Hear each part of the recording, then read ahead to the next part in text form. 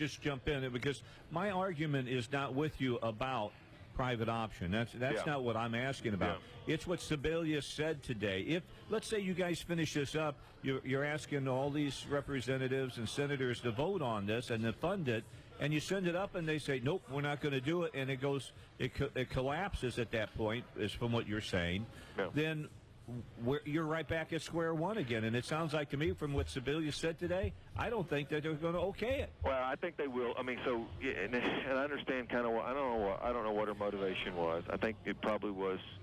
I listened to her. I listened to Representative Griffin's questions. In fact, he had contacted several of us yesterday, and told us that he would be speaking with her in Ways and Means, and we visited with him. And I think.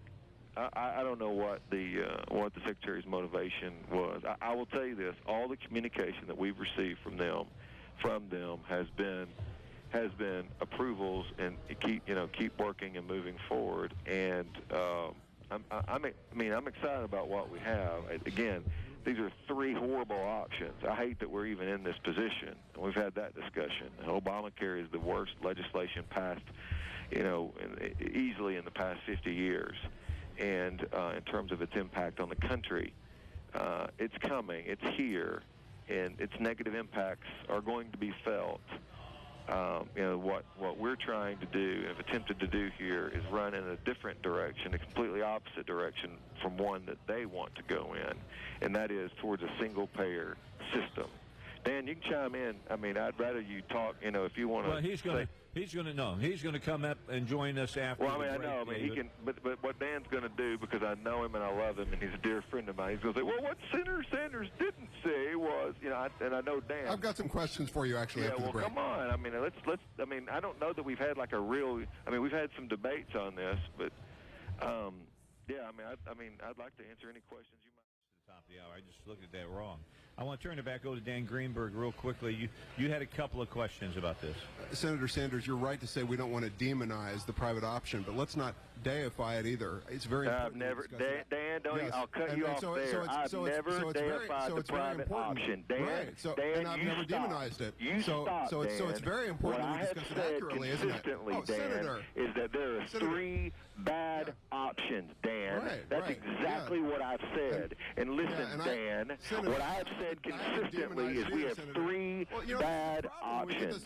And this is the least harmful option to the state of Arkansas. So first of all, if you're going to talk, you're going to be honest. You're not going to be dishonest. Well, exactly. And that's what you, and that's what Ed Hasselmeyer, and that's what Christy Herrera have been, is dishonest on this. And I will tell you, I do not appreciate it, and you know it's true. Senator, I haven't demonized it at all. And so, again, yes, you have. Let's not demonize it and let's not deify it. Instead, let's talk accurately about it. Now, when you compare this to premium support, that's a little inaccurate, isn't it, Senator? Because it's not. This is quite different from premium support, because with premium support, people get a check to buy private insurance policies. In fact, with this, what happens is that you have to have Medicaid coverage, and you're still locked into the Medicaid system. You have to meet the Medicaid rules, so it's quite different. Well, and again, Dan, listen, this is loosely based on the same model, model that Governor Rick Perry proposed in 2008. And it was they had proposed a system where they would invite insurance companies to come in and to put free market private insurance products on a marketplace, exchange, whatever you want to call it. And then what they would do is they would fund the premium. They would fund the premium through Medicaid dollars. These are federal dollars. I've never not said that they weren't. What I've said is it's not money going to support the overhead, the waste, fraud, and abuse, the bureaucracy. That's not what's happening. And that's why this is fundamentally different.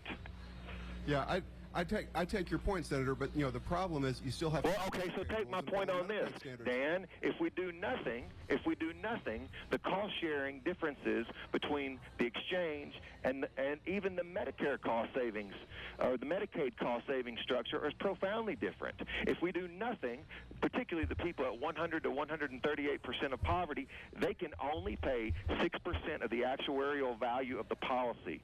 Actually, under the Medicaid rules, they can pay 5% of their income, which is a dramatically higher number. if you want to be told accurate, we got to stop. So I hope you feel you had your say. All right. I have to get out, David. I got to get out because we're at traffic, and you know how that goes.